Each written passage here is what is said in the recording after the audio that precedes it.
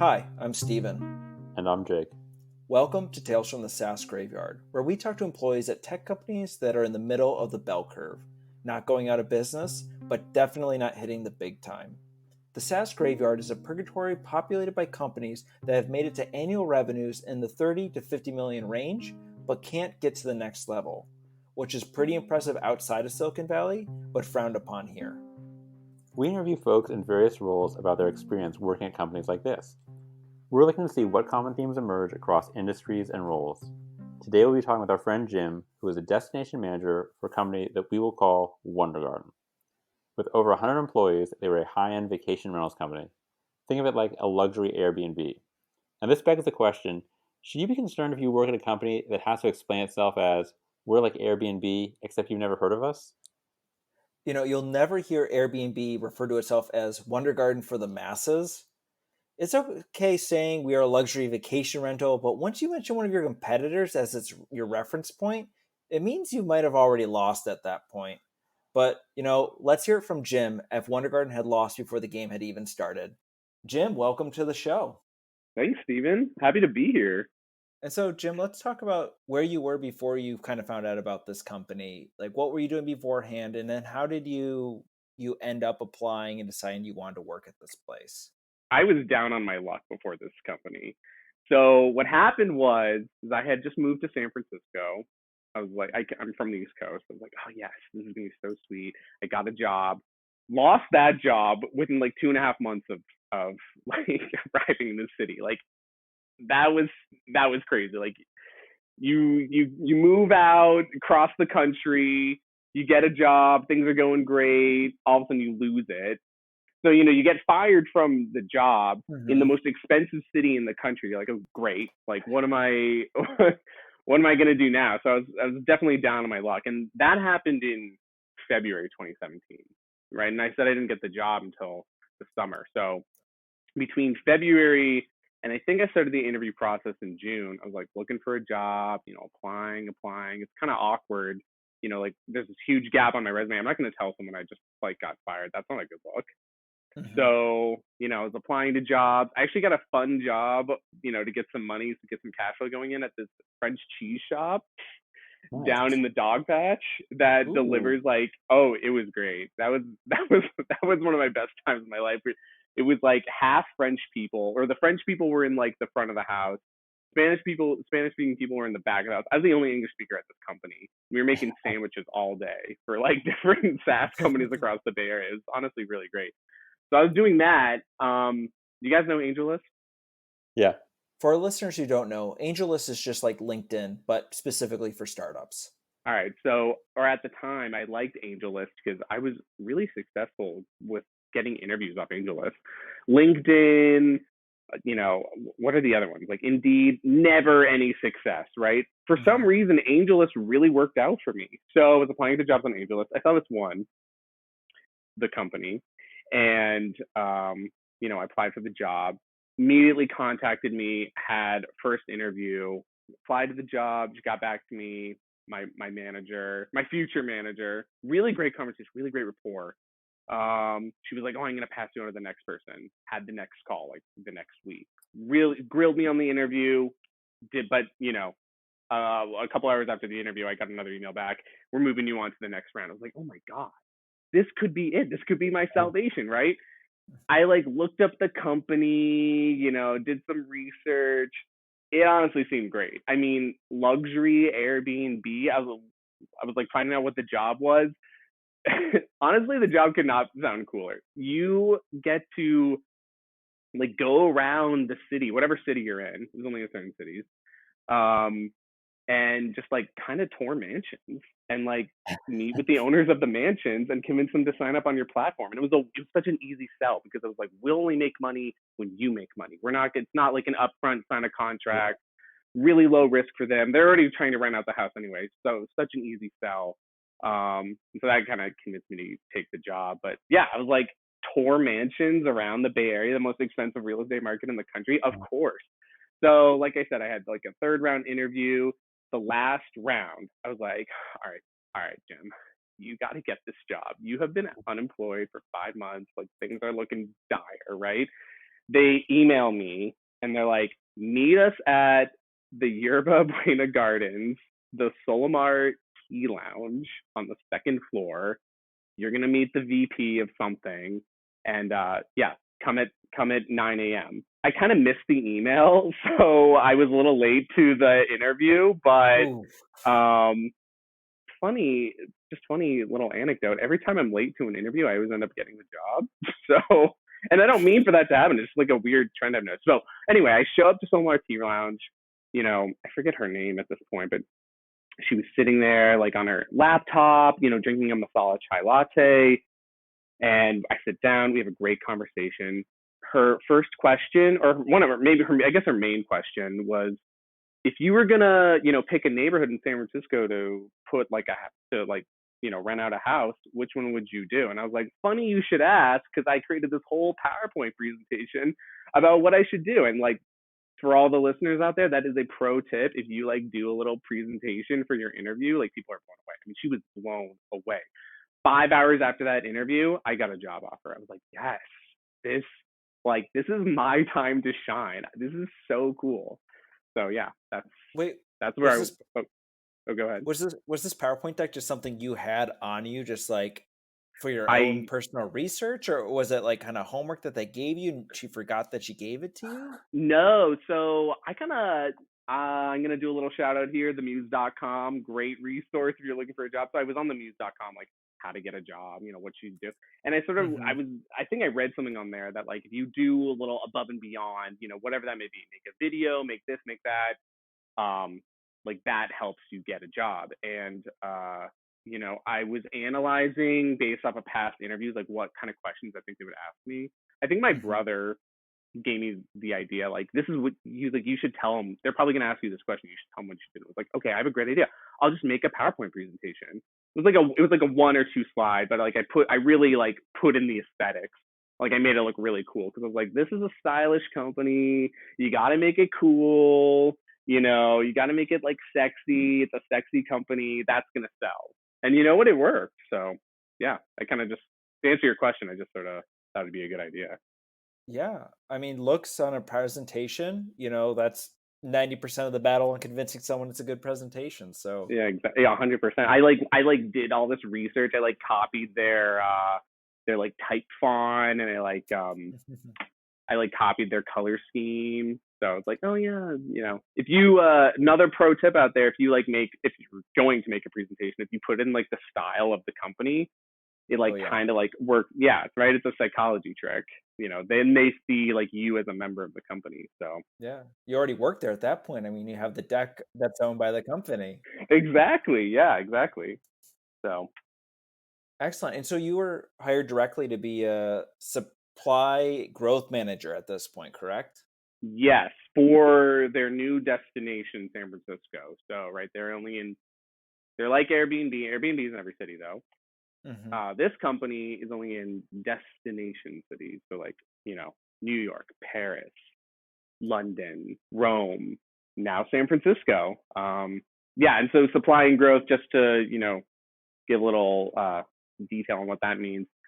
It's sort of like a real estate sales client job. So the supply is the homes in the market, and you want to Mm-hmm. grow that. You want to grow the portfolio. So that was the main job. Now, when you were interviewing at WonderGarden, were there any other places that you were interviewing, or just there? This was like the last place I applied for, and at that point, also like all the other ones didn't. They all rejected me. So it was either I get this job or I have to go back and start the whole process over again. And I'm sure you guys know, like interviewing like kind of sucks. Like it's just like a grueling process, and you're like they like make you do all these. It's like they're making you do all these like magic tricks and like perform for them and like put on a spectacle when you're in these interviews. I yeah. So I was like, I need to get this job. I was saying, did you go above and beyond on every interview, or do you go above and beyond? This is like the last ditch effort. I gotta do this. I would say that like this was like I was like I gotta get this job, man. Like otherwise, like I didn't want to leave San Francisco, but I was like maybe I'll have to leave San Francisco. But I was like I gotta put. Also, it seemed like a cool job. I was like I could totally get this. Just put in the effort. So you're excited about this role. You knew it was your last kind of thing before starting off the process again. And so did you accept it right at that moment after you got that email? I've always been taught that you have to like let them sweat a little bit. So I think it was like 2 days, and I was like, I'll take it. But I mean, I had no intention of not taking it.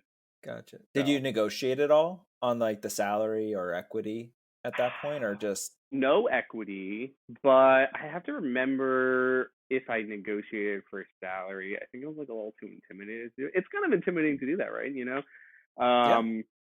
I can't remember if I did or not. I honestly I can't remember. I feel like you know, again, that's something that I've been taught to do is like ask for, 10%, just like say it in a very confident way, don't sound meek or whatever. But I can't remember Hmm. if I did. I think it was just so like excited to get a job offer that I was like, I'll take it. And it Gotcha. paid enough, so I was like, whatever. Yeah, I mean that's you need a job to pay the bill, so it makes sense. Hey, exactly. Now, was there anything before you started that you wish you knew, looking back at this time? No, I guess if I knew the sort of like the the drama of the main office and like how maybe like how the funding was being secured, maybe I probably still would have taken it just because like, hey, you can do it, you can do any job. Sorry, I should also mention the job was remote. It was weird. It was like a hybrid remote non-remote job, and I can explain that in a little or like next. Cool. But Yeah. um so I was you can do a job, and then like because it was remote, I'd be like, oh, I can, if I don't like this job, I can like easily interview for other places. So I think that was part of my consideration now that I think back. So then let's maybe get into that setup. So was there an office in San Francisco, or you were the only person here? No, I was the only person in San Francisco. The main office was on the East Coast. My manager was down in the LA office, and they worked at a WeWork in LA. I think they had a WeWork, or they had an office in New York as well. So in London, I think Paris, but every other destination was remote. Though, like Chicago was a destination, and they didn't have an office, but multiple people worked for the company there. They just all kind of like worked from home. But me in San Francisco, I worked from home, and yeah, I was the only one. Cool. Well, let's now get into actually being there. So you got this new remote gig. What's the Yeah. ramp up period like? What are you doing in that first month?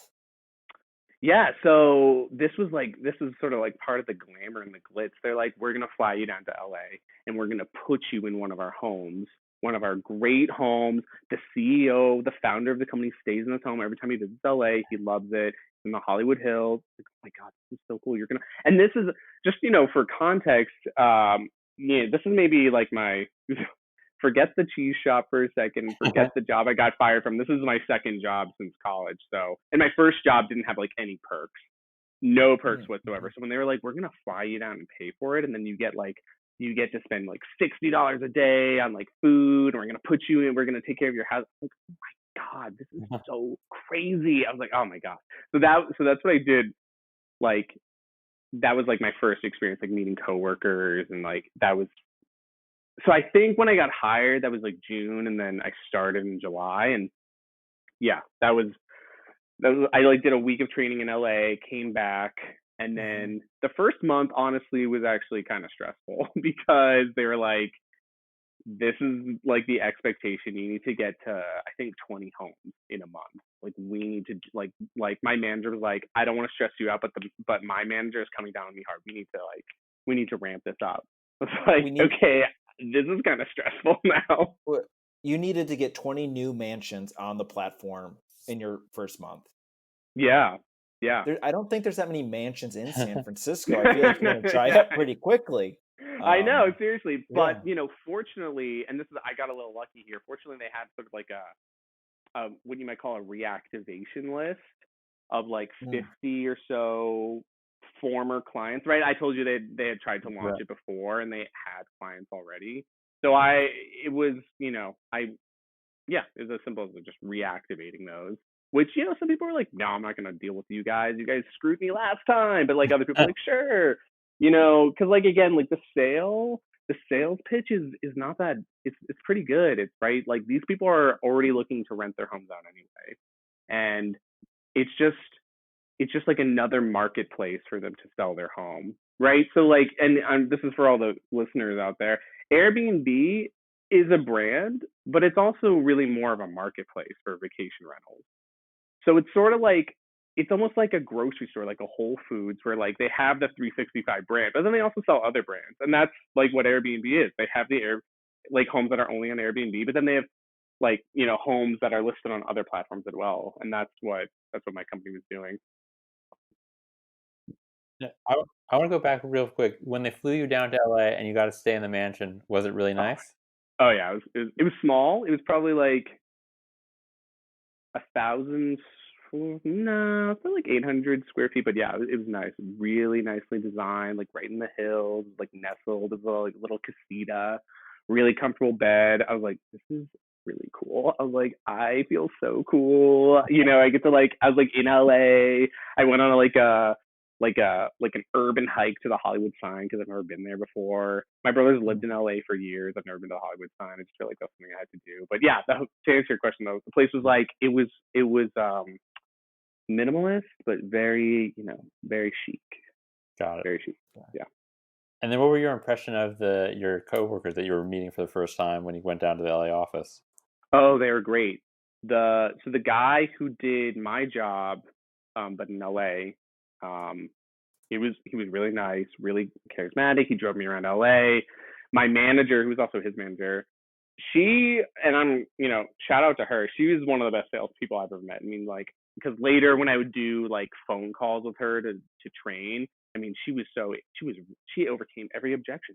She could sell this product so easily, and she was really funny, and it was just like a really like funny like great time. I was like, these guys, this is a great and that's sort of a juxtaposition from the company I got fired for because like everyone there was really mean and stressed out and angry all day. And everyone, at this company, everyone was like happy and everyone was really fashionable. And, you know, my manager drove around in a BMW convertible and we drove around LA. I was like, this is the life. I was like, I've made it. I'm going to do really well at this company and I'm going to get promoted in a year. And then maybe in 2 years, I'll run the Paris office. I don't know. Who knows? Like things can happen here.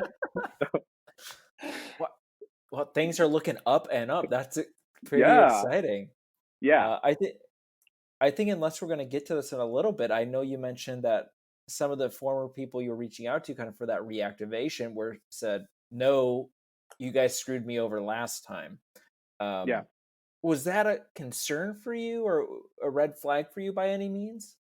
No, because I kind of understood where they're coming from. Like, these people were relying on the platform to. I mean, I guess now in retrospect, now that you say it, that could have been a red flag. But like at the time, I was like, I understand. WonderGarden had to shut down, and maybe they should have told them that they shut down. But whatever. Because yeah, probably was a red flag, but definitely did not pick up on it at the time. I was like, hey man, I'm sorry. I'm here now, and I'm gonna do a great job for you. And that line, and when I actually Mm-hmm. sell it to people, I'm much more, much more conviction. I'm much more like I'm very serious and genuine. People like really respond to that. So sometimes when people actually came back, they're like, Jim, I'll give you a second chance. I'm not giving WonderGarden a second chance. I'm giving you a second. Where I'm like, all right, I wasn't here the first time. But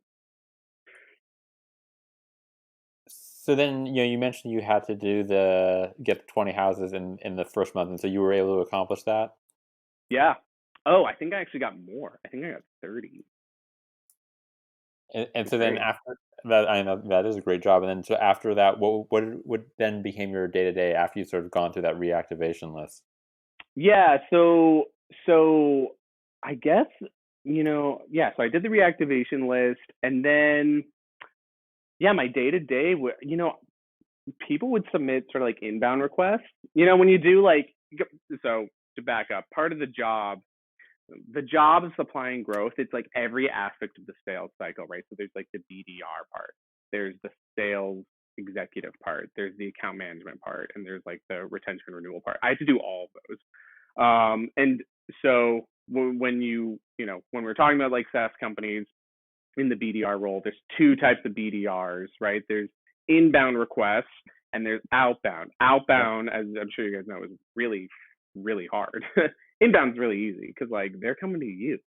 And I don't know how, but it seemed like I was getting a lot of inbound requests. And so I was able to grow. I think the statistic that I quote on my resume, and it's true, is that like I grew by like 50% every quarter, which was above my goals. I forget what the goals were, but that was above it. So, in the first quarter it was supposed to be 20, but I grew it to 30. And then the next quarter, I think it was supposed to be like 40, and I grew it to 45. Another thing that helped me is that I managed to get in contact with a real estate agent in San Francisco. That's actually the key. That was the key to my success. And then she had all these furnished rentals running in her own business. And so she put them all on our platform. And that just like grew my list exponentially, right? So I had like 20, 25 homes that were like from this one person. That's the key to success. Not like individual homes. And all these homes were really nice. They were mostly for like business travelers or like that sort of standard. They weren't like hyper mansions, but I did get some of those like individually. There's this one. I don't, I'm not gonna say who it was or like any details, but it was like a really like architecturally renowned home, and that was like the gem of the portfolio. And so like when I got that one, which was also a kind of a reactivation, but when I got that one, like my name like flew around the company. Did you hear Jim in San Francisco got like this beautiful, like architecturally renowned home, like in the hills around San Francisco? Like he's amazing at his job. I was like, yes. And you Yeah. mentioned earlier that you had to tour all the homes. So was that part when you got one of these inbound requests? Was that one of the Yeah. things you would have to do? Is like go check out the home and see if it met the standards? Yeah. So when I started, I was like, how do I know what the standards are? Like, or do we have a list? And my manager was like, I trust you. Like, I think you know what is good. I'm like, okay. So what would happen when an inbound request would come in or read the information? First, you have to make sure that like it makes sense. Like one time I got an inbound request from someone who like, ooh, I think they're out near Yosemite. Like that is not the destination. That's like Right. 3-4 hours away, right? So I had to make sure that they like it made sense. It was like a correct number of homes or like not homes, like rooms and bathrooms. Square footage made sense. The neighborhood made sense. Like I don't know if I want to get one in the Tenderloin, but like Right. Russian Hill's kind of nice, or Nob Hill. So I would do a quick like verification. I call them. And I talk it over, like what are their needs, like what are they looking for, and then when after the phone call, if I determined that it made sense, I'd schedule a tour and I'd go there and they'd give me a tour of the place. And then that was like the final check. And when I approved it from there, I was like, all right, I'm gonna get a photographer to come and we're gonna shoot this place. We're gonna up on the platform by like early Monday next week, and we'll go live. And yep, that's you just like we'll sync the calendars so there's no double bookings, and I got you. That was the process. Cool. Um, you mentioned the accomplishment sort of your first month. What would you say was overall at your time at WonderGarden? What was the thing that you're most proud of professionally? It was definitely like it was definitely like getting like the most or like just quickly ramping up the portfolio, and also getting that like architecturally renowned home. I mean that was like a real accomplishment, and that definitely like positioned me in the company like in the eyes of the CEO and the people at the main office, like this was a good hire. And that's what I was a little worried about, because I was like, I got, I sort of had like PTSD from like leaving the last job. I was like, oh God, I got to do really well at this job. I don't want to be on this. I don't want to be like looking for another job for X number of months again. Like I got to do really good. So those two things, the portfolio growth and, you know, the the best home They actually might have said it was the best home in the United States Wow. territory. I was like, whoa, yeah. That's all.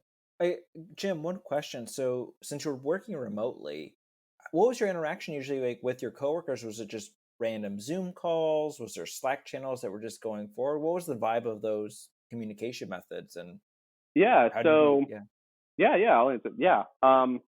It was we had Slack, always on Slack. I made it I was like I kind of knew. I was like, all right, well, if you're a remote worker, like you gotta make you gotta make sure that like no one thinks that you're not doing your job. Like you gotta like always be answering. Like anytime someone messages you on Slack, you gotta answer in like 5 minutes or less. Otherwise people are gonna think you're slacking. So that became part of my reputation. I was like, Jim, you are so good at just like getting back to messages. Like no one ever responds to this company. They like take hours. Like you're really good at that. So like that was really good. Like the Slack messages, lots of LOLs on Slack. We would have at the beginning. I would probably talk to my manager on the phone and my coworker down in LA like once a week or a couple times a week, and then yeah, no, it was a couple times a week at the beginning, and then it phased out to like once a week after that. And then as the team, we they hired a VP of North America, so the team got a little more solidified. We'd have like team calls and like ah, those guys are great. Everyone had a great rapport. Lots of LOLs. The VP, she was so nice. It was great. Now, you talked about that first week in LA, getting to stay at a nice place and just being flown down to LA. Were there other perks while you were there? No, I don't think so. Just like just like the standard like company perks that you get when you travel for business that I thought were like amazing, but I guess are pretty standard, like the per diem allowance. Did you But like like staying in one of their homes, that's definitely like a yeah, as opposed to like a hotel, that's a cool perk. did you travel much besides to LA or? On company business, yeah, I went to the corporate office in Miami a couple times. There was one, so they actually had I'm not gonna call it an SKO, but it was kind of like an SKO annual party, just like annual gathering. I forget what they called it, but that was in October. So I started in July. That was in October. I flew out there, and then towards the end of my tenure there, I actually also got to go to Miami again for a little special project that they wanted me to consult on. That's when I was like, this, I'm really doing well here. You're on the in that you're being asked to look at the special project. Yeah, because that they valued me as an employee. They thought I was a really good job. They thought I was really smart. And also I had like a background in hospitality that was specific to the project. They were trying to acquire a boutique hotel in Miami Beach, and they wanted some like expertise, knowledge on like how to run it and how to operate it, and I had that sort of background. So I was like, whoa, they're flying me all the way to Miami. I'm like, I'm really good at this job. Like that was a shining moment. All right, so everything I'm like I am ready to go work at WonderGarden at this I point. know, Like, seriously, Yeah, yeah. it sounds great. It sounds like it's going places, new mansions every month. Yes. so what were the? I mean, eventually you did leave there. So what were the things where it started to some of the shine started to come off your new role? Yeah, so I'd probably say like one of the first red flags was that first time I went out to Miami. Now I didn't think much of it at the time, but like whatever. With so it was me and my whole team. We got to stay in one of the homes. It was probably like a 5 or 6 bedroom mansion in Miami Beach. But like I show up at night and like some of the lights are flickering. It's like it was a mansion, but it like wasn't that great. Like, and as we as I spent a couple of days there, there's like a hole in like one of the ceilings in like the living room, and like the furniture was a little like weird, like cheetah prints. Or like everyone was like, all right, it's fine. There was like a pool, there was a casita, but like everyone else was like, this is kind of weird. Like that everyone had acknowledged that. So that was like one red flag. The other red flag was like, just like sort of like I got, I'm out by myself. I don't hear any gossip. But when I was in the main office and I talked to my colleagues, I heard a lot of some gossip, like this guy, like I think he lies a lot about his background and who he is. And I met the same person. I was like, I was totally convinced by all the lies if they were lies. I was like, oh my God, is this guy? And I thought it was more funny than like, red flag. So yeah, at the time I was like, all right, whatever. It's just being part of an office, everyone has Right. these Every company has gossip and things like that. yeah. The pathological liar though thing, that was like I was like he like would like lie about like everything. And apparently, I mean, who knows? Right. And I was like, oh, that is kind of weird. But whatever. So that was like, wasn't a red flag at the time. In retrospect, definitely a red flag. The second thing was so when I had to go out and find a photographer, and I did, and she would submit the invoice, and the payment for her invoice was late. And I was like, oh, that's weird. Hold on, let me like check. And she was like a friend of a friend, so she was like, no big deal. And this kept happening. I mean, they didn't like pay her for like 4 months, and I was like, that's so weird. Like what? Like I don't understand. Like, and they wouldn't like the same thing with the cleaning company. Like that's not a good sign when they can't pay when your company can't pay their like contractors. You know what I mean? So that was kind of a red flag. And I was like talking to my parents about it. I remember at the time they're like, ooh, that does not sound good. I was like, it's fine, right? It's a stressful cut job. Okay, they have a lot of things going on. Don't worry, right? Did you have a sense of like how their overall business performance was going? No, I thought it was going great because my destination was going great. The other destinations in the U.S., I, I mean, I was told they were going great. Apparently, they weren't. But part when I was like the part of the thing about being a remote worker is you just like it's really hard to understand like the health of a company. Right? You don't. It's hard to gather information. That's sort of like the benefits of being in an office. So I was like, all right, I don't know, it's fine. But then like more red flags started to happen as the year progressed. So like the payments, those were the payment problems that persisted from like, and I had to change photographers too because like she just gave up, and so I had to get a new photographer who was like, She stopped working because of that. kind of, yeah. I had to get like another photographer who was my friend, and like he also was getting frustrated because it's like racking up the amount of money, and I was like, all right, like and eventually they did get paid. So I was like, don't worry guys, I got you, like you got paid. So but I was like, that's probably not a good sign. But in the back of my head this whole time, if you recall when I first started the job and I was talking to my friend's ex-boyfriend, he was like, we just got a huge investment. And that was true because they had like announced it on multiple like platforms or wherever you announce these things, PR firms, that sort of thing, press releases. So I was like, all right, maybe they're just trying to work out some kinks, but I think they're good. And so I guess when did you first start having the thoughts like maybe I should like is this going to be a real long-term future for me? Yeah. Yeah. So like I said, like I was like I wanted to work there for like multiple years. I never like, I didn't want to just like get in, get out. Cause like after a while, it was like a fun job, like remote work.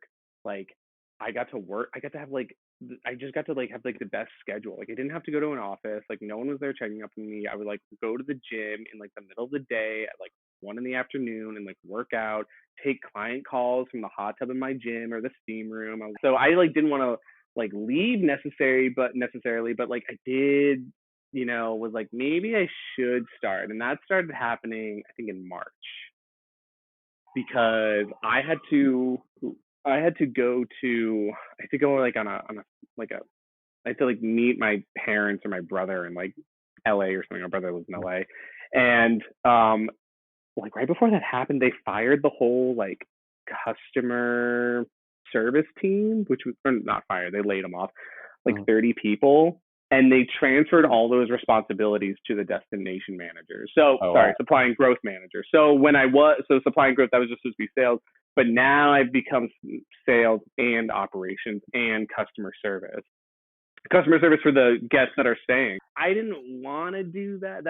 I didn't want to do customer service. That's a hard job. That's not what I signed up for. I'm not one to ever complain though. Uh, Privately I'll complain, but like to my family, I won't complain. So everyone else would complain, like on like Zoom calls and like town hall, or like, yeah, what do you call it, town halls or whatever, when it's the entire company. Like people would complain like, this, you can't make us do all this stuff, and it's getting really stressful. Like in March, I was like, okay, and then like a month later, they laid off my VP, which no one saw coming. I mean, and when that happened, I was like, oh God, this is. But also, I was like, they can't get rid of me. I'm the best. I'm the best at this job. I'm the best destination manager. Like I'm invincible. Never think you're invincible. That's a hard lesson I learned. So when they were doing these layoffs, both to the customer service and then to your VP, how did they try to spin it to make it seem like, oh, you shouldn't start panicking? I don't remember actually. I feel like people were panicking. I think they were like trying to do damage control. They're like, this is for the best, because they hired someone new, like I guess like a customer service director, and that was her decision to get rid of all the customer service people. So I think that's how they spun it. Like, oh, we hired this new person. She has a lot of expertise. She knows what she's doing. This is for the best. And we're like, okay, except for like, and it didn't bother me that much because like I don't know, it wasn't, for some reason it didn't impact my role as much as like people in like the Austin destination, for example, like they were like working like around the clock or something. Like I don't know, but that's how they tried to like, hey, we got it. It's for the best. This is only temporary. We're gonna figure out a solution. All right, so there've been some changes, and then you said you started consider leaving. What actions did you take to sort of see like, oh, should I be here or not? Not kind of not. I didn't really. I was just like thinking about getting a new job. I wasn't actively doing it because, like I said, they like flew me out to Miami for like a special assignment. I was like, they're not gonna get rid of me. And I remember like talking to like friends and stuff, and I was like, do you think they would get rid of me? They're like, no, man, you're so safe. You're the best one at the company. You generate so much stuff. Like you flew to Miami for the special project. Like, why would they get rid of you? I'm like, yeah, why would they get rid of me? They wouldn't get rid of me, right?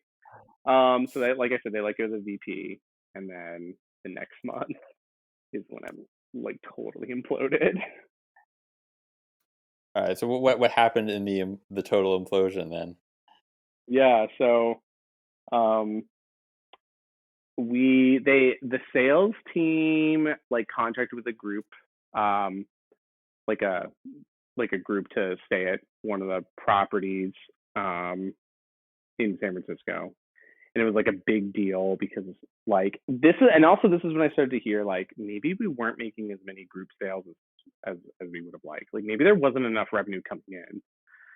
So it was kind of like a big deal, and I was like, that is like when I was like, all right, now my role is like getting a little more stressful. Before it wasn't, but like because I got to like find them a home. I had to find them a new home. It was a big group.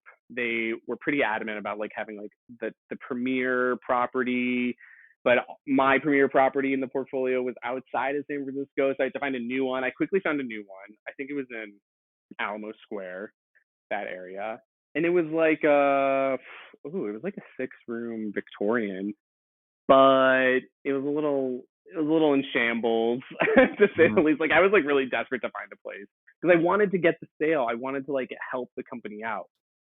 It was So when I say shambles, it wasn't really in shambles. It was just like it probably just wasn't like the nicest property, which is not like the image that WonderGarden is trying to portray, right? Where they're trying to Right. portray like chic, sexy, like expensive. It was probably like more like mediocre. So the group shows up. I give them a tour. I give them a tour. I like fully stock their fridge. That was like Mhm. one of the perks that they could get with like fresh squeezed orange juice and like Clover's milk and like Siggy's yogurt. Like that stuff is so good. And then like I leave and I get a call like 20 minutes later. Like the people who checked in are really angry at you. They're really angry at WonderGarden. They say it's like a hellhole in there. They want to transfer immediately. They want to transfer to a new. Oh my god. I was like, this is so stressful. I was like, I don't want to do this. Like, and this is like after a couple of weeks of like dealing with like kind of like obnoxious customers like that. Right. And I was like sitting at home where my office was, and I was like, yeah, and I was like just getting kind of frustrated. And I get a call from the what was he, the COO, and he was like, or I get a Slack message, and he's like, can I talk to you in an hour? And I'm like, they're gonna lay me off. And so yeah, so an hour later, I get on the call with him, and he was like, hey man, I'm sorry, we're shutting down the entire North America operation as of Oh this wow. day. Like all of North America is shut down, and like I said, they're on 2 other continents, so it wasn't like the end of the business then. But I was like, wait, what? Or sorry, hold on, let me back up. They didn't shut down all of North America yet. That happened like a couple weeks later. They were shutting down my destination. Okay. I was like, so I was like, what? Like, no, like don't do that. And he was like, yeah, I'm sorry. And then like something came over me where I was like, I'm not gonna take this sitting down. I'm like, I worked so hard to like get this job, and then I worked hard at the job. Like, I'm not just gonna let them lay me off. And it was like something I was also taught is like, if you ever get laid off, you should always like kind of like protest, not protest, but like kind of like renegotiate, strike a deal, see if you can. Like, what do you have to lose? And so I Hmm. did that. I was like, you shouldn't lay me off because of A, because of B, because of that architecture house I Right. found. I'm like the best one. I have a great education, that boutique assignment. And he was like, you know what? You're right. Actually, we'll be in contact with you in like a couple days. HR will contact you and we'll offer you like a couple other jobs. Because I was like, I'm not set on San Francisco. I can move somewhere else. You know, Oh, it's wow. fine. Yeah, like I mean, I kind of like said that just to see what they would offer me. And they're like, all right, we'll offer you another job. So I was like, okay. They called So me back a couple days later. Oh, sorry. Go ahead. at that point, did you actually want another job, or was it more just a thing of pride that you didn't like the fact they were laying you off when you had done such a good job? It was definitely a thing of pride, but I'm not gonna say no if it's a good opportunity, right? So I mean, right? Yep. That's that's the working world. So they came back. They're like, we have 3 more jobs we can offer. You can move to LA, do this. I forget what they were like different jobs than I was doing, so like I wasn't too keen on it. But they're like, you can move to LA, you can move to New York, you can move to Miami. They were like, we're not gonna offer you a pay increase, but we're gonna like, and we're not gonna pay your moving expenses. Or no, you either get like X amount of money for moving expenses, or you get to stay in one of our homes for free for 2 weeks. And we'll give you equity, but the equity can't be vested for like 4 years or something, or like a core. I don't know, something where like it wasn't getting vested right away. And I was like, these aren't real. They just like, like I convinced them to offer me other jobs, but like these weren't like good opportunities to take because I was like, I don't know if this company's going to be around like in a year for my equity to be even worth anything. So Right. I politely declined. And Which, then Wow. yeah, It's impressive, Jim. I've yeah. never heard of that actually happening in a conversation where you're being laid off, that you say, no, you're not. Give me a No, you're different not job. liking me up. I know. and then and then they offer you a job, and then you reject them. That's like everyone's dream. It's like I literally, yeah, exactly. I was like, yeah. I mean, yeah, it was a dream. But I mean, I was also a little frustrated because like it hadn't even been a year since I started it. I was like, again, I'm back on my down on my luck again. But at least this time I had like, you know, it was a better situation than before. And so you mentioned then that they then shut down all of North America. So that was after you turned them down? Yeah, that was after they turned me down. They shut down North America. I mean, I remember talking to like the head of customer service who I like developed a good rapport with, and she was like, between you and me, like I was listening to the CEO and the founder, and he said that if we don't secure funding, like by July, like they have to shut down the entire company. Like that's how much money they're losing. And I'm like, this is so insane. I thought, because like again, it was true that a big, well-known hospitality company like invested several millions of dollars in this company, and I'm like, how did they? In less than a year, they burned through the entire thing. I was like, what was like, who at this company, at that hospitality company, signed off on that? Like, that was probably they're probably getting fired, but like, that's crazy. Also from WonderGarden to just burn through that much money.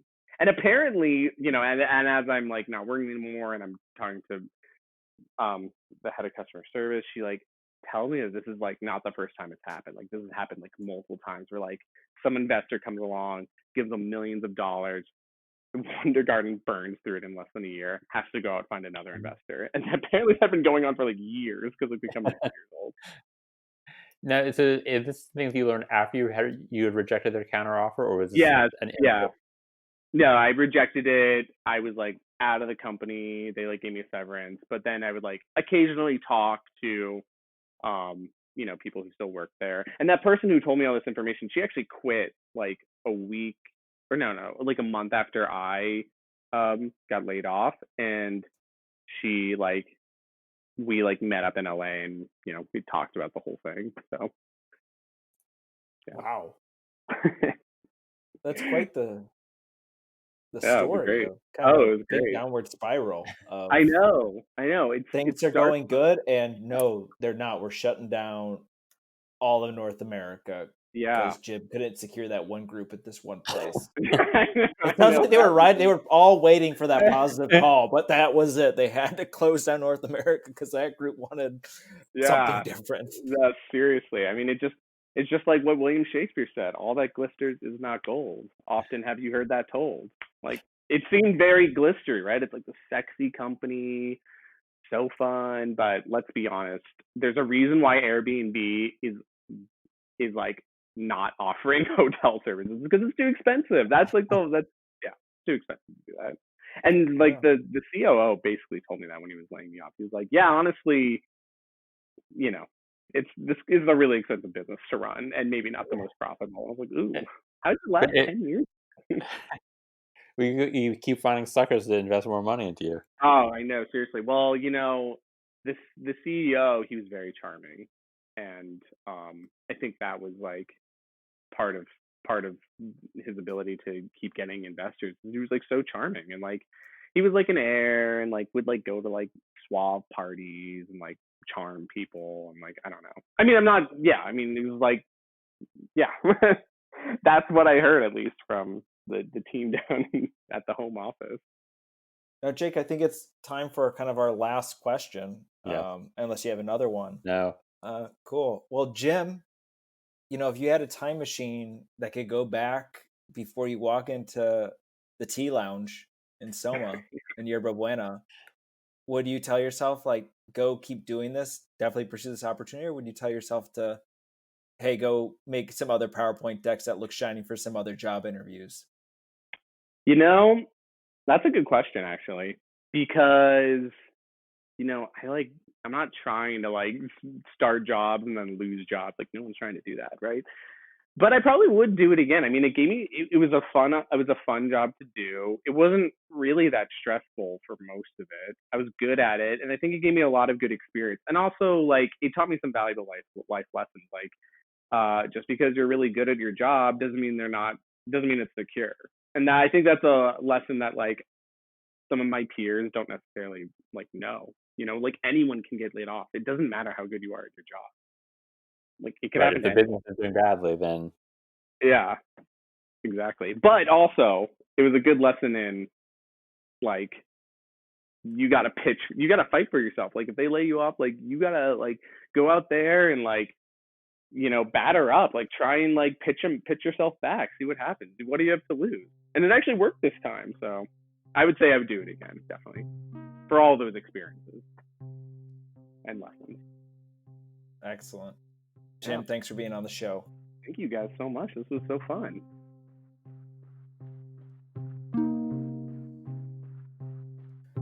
Wow, Jake, that was quite the ride. But I can't help but feel like we ended where we started at the beginning of the podcast. right. Both at the start and end, Jim was saying that he was down on his luck. An interesting thing about Jim, a lot of our guests are just our friends, but Jim is one that my path has crossed his professionally, and I know that he's great at what he does.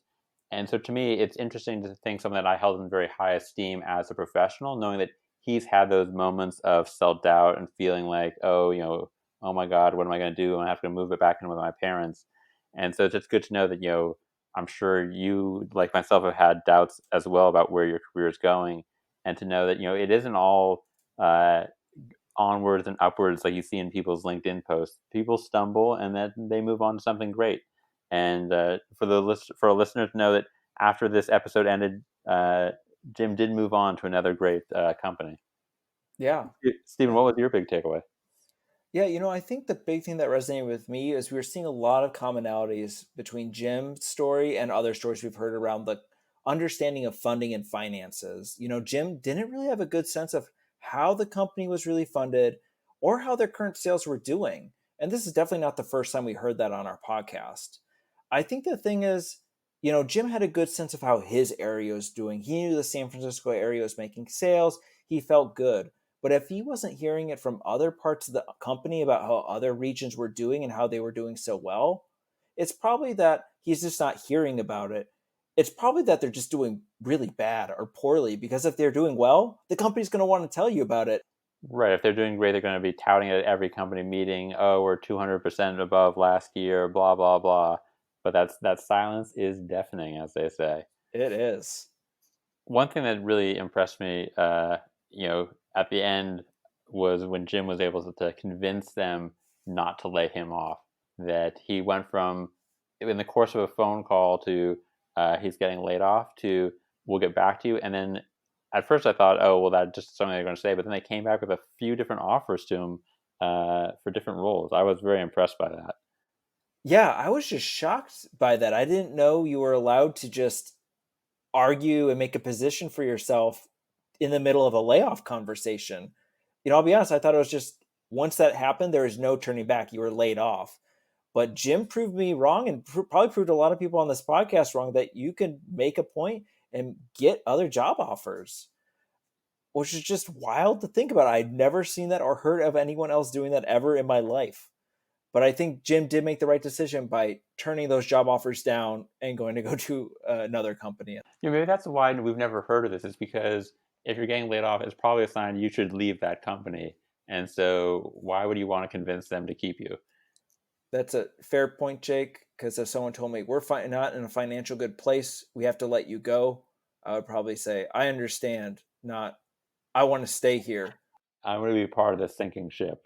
I think that's a great point, Jake. You don't want to be on that sinking ship any longer than you have to. And with that, thanks to everyone for listening to episode 6. We look forward to getting you episode 7 as soon as we can.